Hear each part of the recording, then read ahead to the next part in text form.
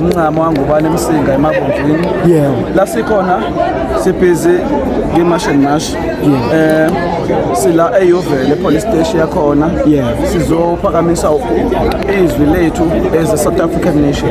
Kodwa sizile ngokuzolwa nabanye abantu. Kodwa sizolungisela abanye abantu abangekho eduze lethu ukuthi izoqhubekele phambili ngenhlonipho nokuhlonipha umthetho esibekele wona. Kodwa egcineni kungaba ukuthi mhlambe khona umuntu olimalayo ngenxa yegama lethu. I-march and march is not all about the fighting, but it's all about to speak and to raise up your voice, what to say. Akekho umuntu okufanele achithekele igazi ngenxa yegama lokuthi i-march and march obhuti abadala nje bebhizi nayo ngoba buphakela umthakathi noba bungizwe nosisi uJessica kuyibona baphethe lento esikuyona njengamanje. Sizokhulumela isizwe thina sikhulumela ukuthi kulinyazwa abantu futhi mawuzibona ukuthi wena uzengene sicela usuke eduze kwethu ngoba uzokona amagama abaye abantu ababoneka bethu. So okubalekile ukuthi fanele ube nenhlonipho empilo yenzayo uhloniphe nabantu abadala noba besihamba kunamadoda amadala emizini. Ngiyabonga kakhulu mfethu. Manje ke awusho ke mfethu ke singabe uthini nje mhlawumbe uPaula wakho mfethu la eYuvela mfethu sekugcwele nje abantu impela abangaqondakali impela engathi impela abantu bangaphandle mhlawumbe ngabe uthini uPaula wakho lapho mfethu? La eYuvela impela sekwizinda sakhona ke sabantu bangaphandle.